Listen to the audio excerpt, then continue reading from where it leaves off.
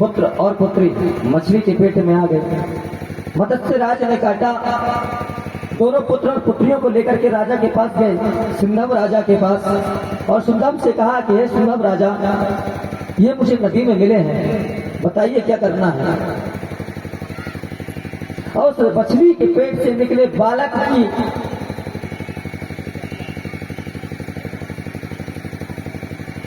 लालिमा को देख करके राजा अति प्रसन्न हो गए, तेज देख करके अति प्रसन्न हो गए। तो उन्होंने कहा इस बालक को मैं रख लेता हूं। और जो बालिका थी ना, उस बालिका से मछली के समान खुशबू आती थी। उसी की मछली के पेट में वो रही, मछली के समान उसके शरीर से जब खुशबू आने लगी तो राजा ने उसका नामकरण कर दिया। क्या नाम रखा? मत्स्यगंधा, मत्स्यगंधा। ऐसे बहुत सारे नाम आते हैं, अलग अलग पुराणों में अलग अलग प्रकार से मैंने पढ़ा। कहीं मत्स्यगंधा मिलता है, कहीं मत्स्यगंधा मिलता है, परंतु ये दोनों एक ही चीज के प्रतीक है कि मछली जैसी गंध है, इस कारण से मत्स्यगंधा। अब मत्स्यगंधा को जब मत्स्य राज ने रख लिया, निषाद राज ने रख लिया, तो निषाद राज बड़े प्रेम से उस कन्या का लालन पालन करने लगे, बहुत प्रेम से लालन पालन करने लगे। और ये कन्या जब बहुत बड़ी हो गई तो ये नाव चलाने लगी, पिताजी का साथ देने लगी। तो पाराशर ऋषि, जो प्रतापी ऋषि थे, बहुत लंबे समय से तप करके वापस लौट रहे थे। मैं तो बहुत संक्षिप्त में कथा लेकर के चल रहा हूं, आप समझिएगा कि पाराशर ऋषि यमुना नदी पहुंचे। यमुना नदी पहुंच करके उन्होंने मत्स्यगंधा को देखा, मत्स्यगंधा को देखा, मोहित हो गए और संसार करने के लिए, विवाह करने के लिए प्रस्ताव रखा। मत्स्यगंधा ने कहा कि भगवान, आप तो ब्राह्मण हो, आप ब्राह्मण हो, मैं निषाद राज की बेटी, मेरे शरीर से मछली जैसी बदबू आती है, आप कहां मेरे से विवाह कर पाओगे। परंतु जब काम वासना किसी पे जग जाए ना, तो व्यक्ति नहीं मानता है। ऐसी पाराशर ऋषि जी भी नहीं माने। पाराशर ऋषि जी इतने प्रभावित हो गए कि उन्होंने कहा कि मुझे आप संग संसर्ग करना है, परंतु मैं आपका सील भी खंड नहीं होने दूंगा। कुछ क्षणों में दिन का रात बन गया, किसी ने देखा नहीं, और मत्स्यगंधा से संसर्ग हो गया। संसर्ग होने के बाद तत्काल उसने पुत्र को जन्म दे दिया। तुरंत पुत्र भी तुरंत बड़ा हो गया। बहुत संक्षिप्त में ये कथा लेकर के चल रहा हूं, उस कारण से शायद ना समझना है तो माफ कर दीजिएगा मुझे। अब ये पुत्र भी बड़ा हो गया। पाराशर ऋषि जी वहां से जब निकले तो उन्होंने दो वरदान उनको दिया था कि तुम्हारा सील कभी खंड नहीं होगा, तुम सतीव्रता रहोगी, और दूसरा कि आपका विवाह किसी राजा के संग होगा।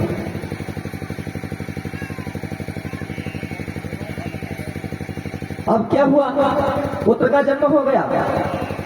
अब माता ने सोचा कि इसका नाम क्या रखें।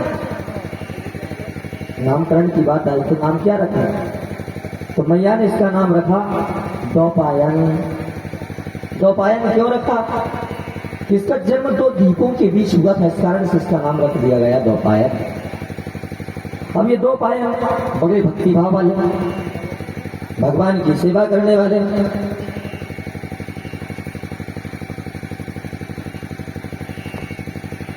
अब ये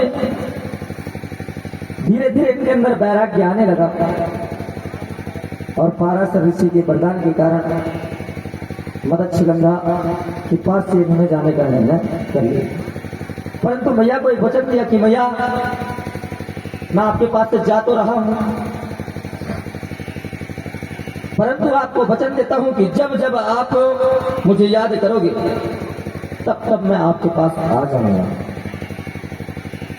पाराशर ऋषि के वरदान के कारण मत्स्यगंधा का विवाह भी हो गया। और विवाह किससे हुआ? हाँ जी,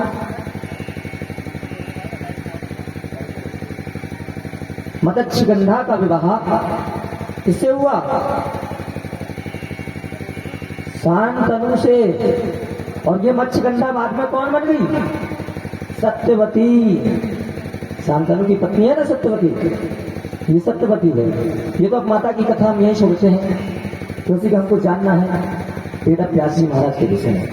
अब ये तो बायन चले, इन्होंने 60,000 वर्ष तपस्या की और भगवान की कृपा से इन्होंने एक वेद की रचना की। सबसे पहले एक वेद की रचना हुई है साहब, जिसमें बताते हैं कि 1 लाख श्लोक का एक ग्रंथ बहुत बड़ा। अब इसी में से उन्होंने, जब उन्हें संतुष्टि नहीं हुई तो उसी को तोड़ करके, इसी का खंड खंड करके 4 वेद की रचना कर दी, 6 शास्त्र की रचना कर दी, 18 पुराण की रचना कर दी। हाँ जी, परंतु बात आई लिखने की, तो उन्होंने ब्रह्मा जी की अपनी तपस्या की और कहा कि हे ब्रह्मा जी, मुझे वेद लिखना है, पुराण लिखना है, शास्त्र लिखना है, छोटी छोटी कथा लिखना है, बहुत छोटी छोटी कथाएं लिखना है। परंतु ये कार्य संभव कैसे होगा कि एक बार जब मैं बैठ जाऊं और कथा कहना प्रारंभ करूं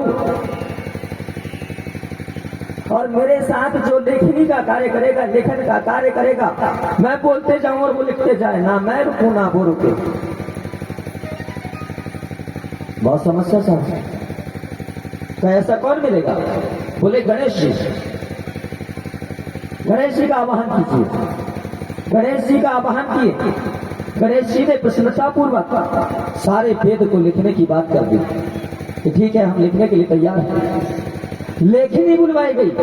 लेखनी भी ऐसे नहीं, करोड़ों पे। वेदव्यास जी ने प्रारंभ की।